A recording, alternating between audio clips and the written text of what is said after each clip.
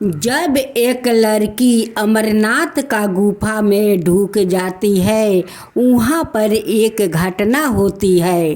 वहाँ पर जो सत्य सत्य घटना हुई, आपको देखकर अपना पैरों को जमीन घिसक जाएगा। अमरनाथ जी का गुफे में जो ऊपर से बर्फ टपकता है, उसी बर्फ से अमरनाथ जी का शिवलिंग तैयार हो जाता है। 10 फीट शिवलिंग का निर्माण होता है। उसमें तो बहुत बड़ा चमत्कार है। यहाँ बनने वाला शिवलिंग ठोस बर्फ का बनता है। यहाँ का आस पास कच्ची बर्फ बनती है। एक और चमत्कार बात है, यहाँ पर सत्य सत्य गणेश और भैरवनाथ और माँ पार्वती के वर्णन होता है। सबसे पहले इस बर्फ का निर्माण का गुलगुला बनता है। इस गुलगुला धीरे धीरे बढ़ते बढ़ते 2 गज ऊपर हो जाता है। जैसे जैसे चंद्रमा भी घटता जाता है, वैसे वैसे शिवलिंग भी घटता जाता है। इस चंद्रमा को शिव जी का साथ संबंधित है, लेकिन आज तक इस रहस्य को कोई सुलझा नहीं पाया। इसकी असर इस शिवलिंग पर क्यों पड़ता है, इस बर्फानी को घटना मैं आपको बताने जा रही हूँ। उसे जानकर आपको लोम लोम खड़ा हो जाएगा। बात है 2019 की। 2019 से बाबा अमरनाथ का यात्रा होने वाला था। एक उषा नाम का लड़की काफी दिन से अमरनाथ जाने के लिए तैयार कर रही थी। उस अमरनाथ का शिवलिंग के बारे में बहुत सुनी थी। वो दिल्ली से स्वयं श्रीनगर अमरनाथ का रवाना हुई। यहाँ से केवल 52 किलोमीटर दूरी अमरनाथ जी का यात्रा मात्र 122 किलो दूरी है। हिंदू मनमाता क्या कहती है, जरा ध्यान से सुनिएगा। पहली बार जब अमरनाथ का यात्रा होती है तो 52 गांव का यात्रा होता है।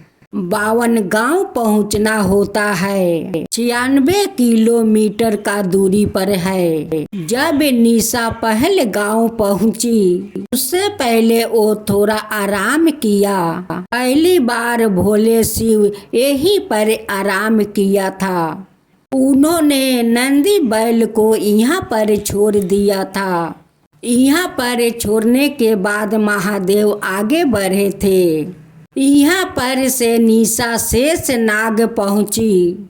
इस झील में महादेव अपना गले के सांप उतार दिया था, इसलिए इन्हें झील शेष नाग कहा जाता है। जब निशा यहाँ से यात्रा की, वहाँ पर पहुँची कि जहाँ पर शिव गणेश को छोड़ दिया था। यहाँ पर से अंतिम पड़ाव पंचमुख कहा जाता है। यहाँ पर महादेव शिव ने अपना 5 तत्वों को त्याग कर दिया था। यहाँ पर कहा जाता है कि माता पार्वती को भगवान महादेव इस अमरता का ज्ञान दिया था, क्योंकि किसी को उस मंत्र को सुनने का इजाजत नहीं थी। एक एक करके महादेव सभी को रास्ते में छोड़ दिया था। कहा जाता है कि उसके अलावा वहाँ पर 2 कबूतर का जोड़ा भी था।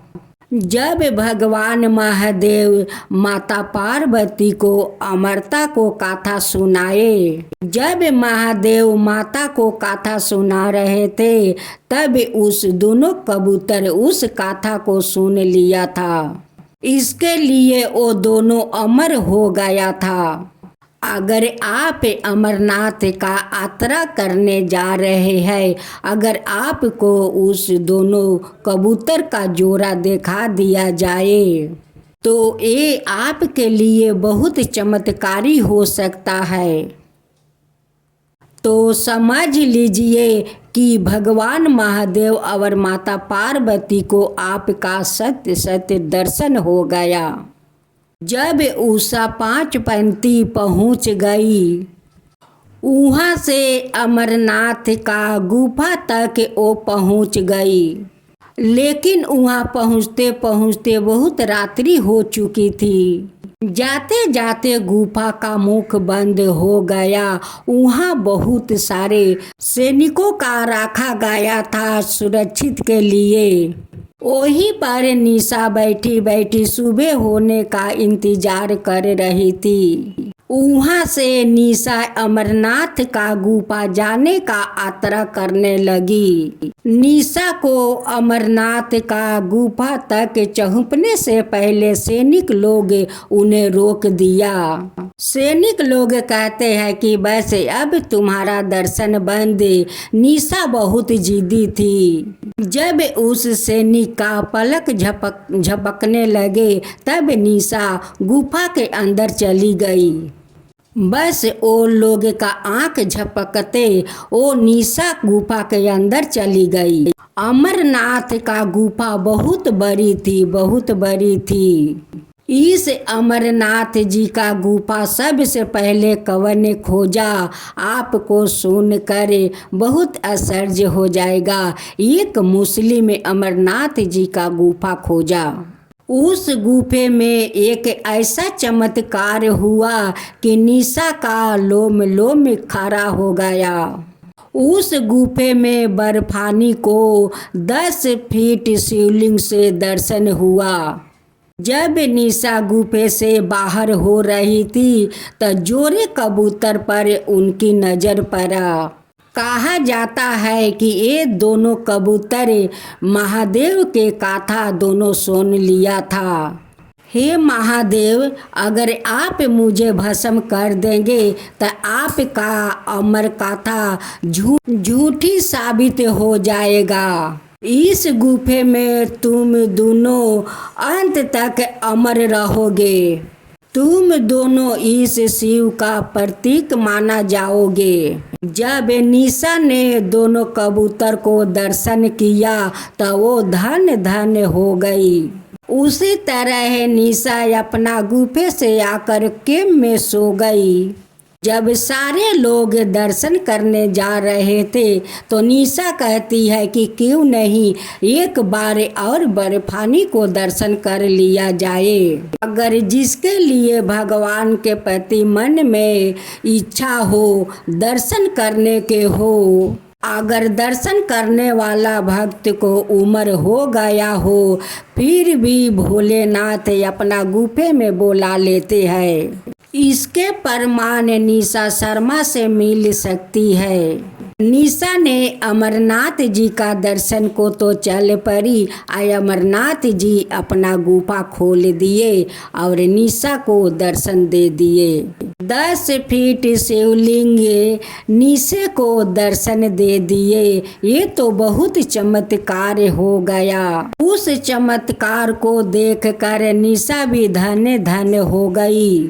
प्रश्न उठता है दोस्तों कि सबसे पहले गुफा को कौन देखा, वो कौन आदमी है या उसका नाम क्या है? वो मुस्लिम था, उनकी नाम भूटा मली था, जो अमरनाथ का गुफा का खोजा था। तबिन से अमरनाथ का यात्रा शुरू हो गया। आज भी भूटा मलिक का सदस्य उस अमरनाथ का गुफा को रक्षा करते हैं। जो शख्स इस क्षेत्र में रहते हैं। एक पौराणिक कथा ये भी है। ये भी कहा जाता है महेशी भेगु द्वारा किया गया था। जब इस कश्मीरी घाटी पूरी पानी से डूबने वाली थी, जहाँ पर आज अमरनाथ का गुफा मौजूद है, इस नदी और नाले से पानी निकालने का कोशिश किया गया। महेशी भेगु उस रास्ते से यात्रा करते हुए निकल रहे थे। उसने तपस्या करने के लिए किसी शांत जगह को ढूंढा। खोज करते करते वहाँ पर पहुँच गया कि जहाँ बर्फानी को दर्शन हुआ। तभी से आज तक पवित्र भक्तों को दर्शन करने के लिए भीड़ लगी रहती है। इस दोनों कथाओं में कौन सच है? लगभग इस गुफा 13,000 बरस का है। माँ शक्ति पीठ का एक पीठ अमर गुफा में भी है। वहाँ पर माता सती का कंठ भी गिरा था। आखिर भगवान महादेव माता पार्वती को अमर कथा क्यों सुनाए?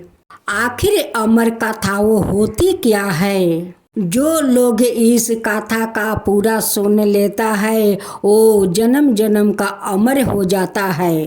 किसी ने महादेव से प्रश्न किया कि आपके इस गले में मुंड माला क्यों है? मेरे गले में तुम्हारा ही मुंड है। जब जब तुम मरती हो तब तब मेरे गले में इस मुंड का माला होता है। जब जब तुम्हारा मृत्यु होता है तब तब तुम्हारा मुंडू को गले में मैं धारण करती हूँ।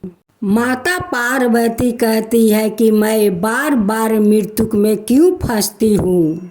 तब जाकर माँ पार्वती महादेव को अमर कथा कहने के लिए सुनाई।